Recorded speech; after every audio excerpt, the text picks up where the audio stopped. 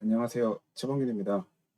JPA 기초 두 번째 영상에서는 앞에서 1번 영상에서 봤던 코드 구조에 대해서 잠깐 설명하고 영속 컨텍스트라는 것에 대해 좀 알아보려고 합니다.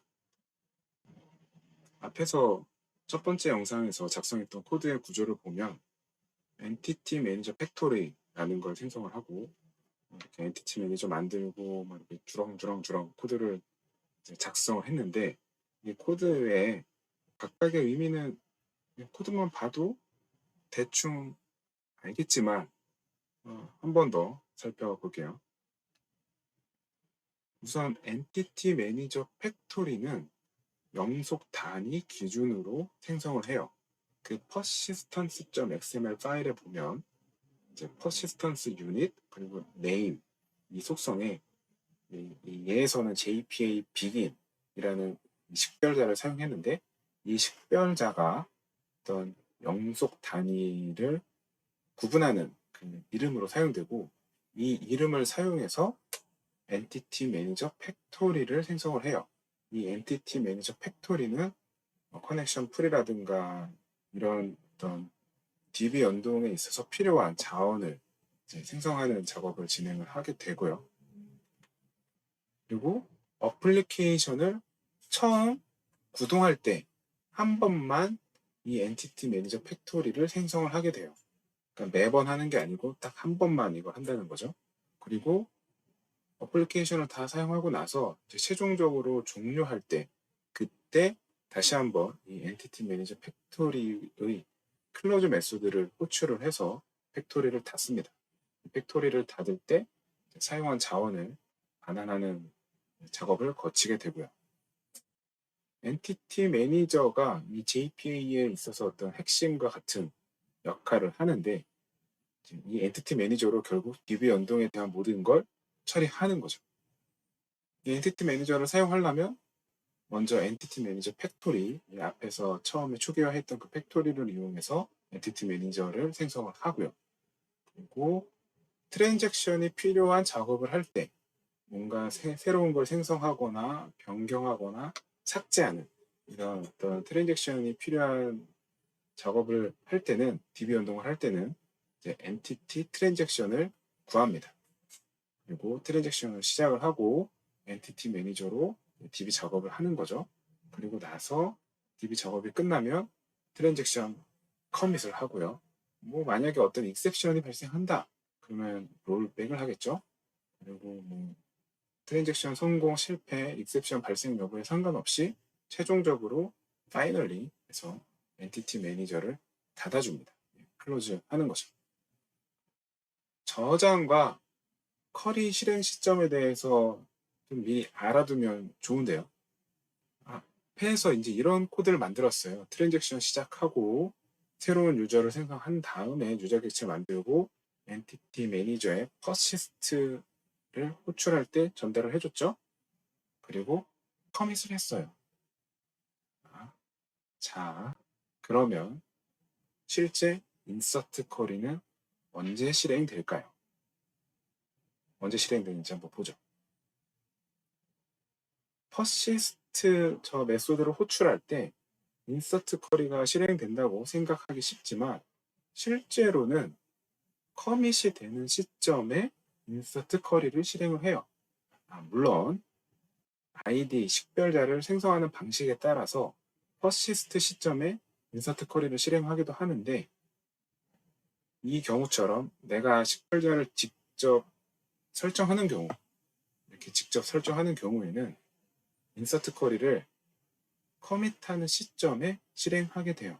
그래서 지금 보시는 것처럼 퍼시스트 메소드를 호출을 하고 그다음에 로그를 찍었잖아요. 퍼시스트 호출함 로그 찍었고 그다음에 커밋하고 커밋 호출함을 로그를 찍었는데 인서트 커리가 퍼시스트 호출함과 커밋 호출함 사이에 출력된 것을 알 수가 있어요. 처음 JPA를 사용할 때 이런 점 때문에 좀 이제 놀라거나 또는 이런 것 때문에 반감을 가지시는 분도 있지만 하여튼 뭐 이거 그냥 JPA가 약간 이런 특징이 있다 정도는 알아두시고 JPA를 사용하시면 나중에 문제 원인을 찾을 때 좋습니다. 수정은 그럼 어떻게 할 거예요? 그 수정은 트랜잭션 범위 안에서 어떤 객체를 변경을 하면 수정이 절로 된다고 했잖아요. 그럼 실제 또 업데이트 쿼리는 또 언제 실행되는지 한번 보죠. 체인지 네임 메소드를 호출해서 유저 객체의 어떤 네임 필드 값을 바꿨고, 그리고 로그를 출력했어요. 체인지 네임 호출함. 그 다음에 또 커밋하고 커밋 호출함 이렇게 로그를 찍었는데, 실제 코드를 보시면 파인드로 객체를 조회할 때, 찾을 때, 그때 실렉트 쿼리가 실행이 됐고, 그 다음에 유저 체인지 네임을 호출을 했죠. 그 다음에 커밋 호출함과 체인지 네임 호출함 사이에 업데이트 쿼리가 실행이 됐어요. 이게 실제로 체인지 네임 메소드를 호출할 때 업데이트 쿼리가 실행된 게 아니고, 이 변경 내역을 잘 보관하고 있다가 트랜잭션을 커밋하는 시점에 변경된 애를 찾아서 업데이트 쿼리를 알맞게 실행해 주는 거죠. 그럼 어떻게 이런 일이 벌어지나? 그건 바로 영속 컨텍스트라는 놈 때문이에요. 이 영속 컨텍스트는 뭐냐면 DB에서 읽어온 객체 또는 응용 프로그램에서 저장한 객체, 엔티티 매니저를 통해서 저장한 객체 또는 엔티티 매니저를 통해서 읽어온 객체, 그 매핑되는 객체를 저장하고 있는 일종의 메모리 공간이에요. 이 영속 콘텍스트가 하는 것은 뭐냐면 이런 영속 객체들을 보관하고 있다가 커밋하는 시점에 어떤 컨텍스트에 있는 객체와 실제 응용 프로그램에서 사용한 그 객체 간에 변경이 발생했는지를 확인을 하고요. 만약에 변경이 발생했다, 그러면 그 변경된 내역을 커밋하는 시점에 DB에 반영을 해줘요. 그래서 앞에서 보셨던 것처럼 엔티티 매니저의 퍼시스트를 이용해서 어떤 객체를 저장하면 그 객체는 DB에 바로 저장되는 게 아니고 영속 콘텍스트에 보관하게 되고요. 또 DB에서 읽어온 객체도 영속 콘텍스트에 보관이 돼요.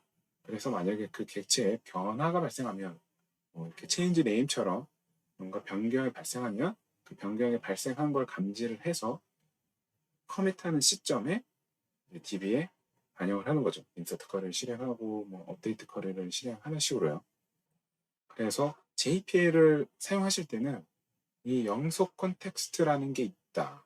그리고 이 영속 컨텍스트에 객체가 이렇게 담겨 있고, 그리고 그 변경을 추적하기 때문에 내가 응용 프로그램에서 어떤 변경한 내역이 최종적으로 DB에 반영이 된다. 이렇게 좀 간단하게 이해하고 이후 내용을 들어보시면 좋을 것 같습니다. 이 두 번째 영상 좀 정리를 해보면, JPA를 이용해서 프로그램을 만들 때는 기본적인 구조는 엔티티 매니저 팩토리를 초기화를 하고요. 어플리케이션이 구동될 때 초기화를 하고, 이제 어플리케이션이 종료되면은 다시 이제 클로즈 하겠죠.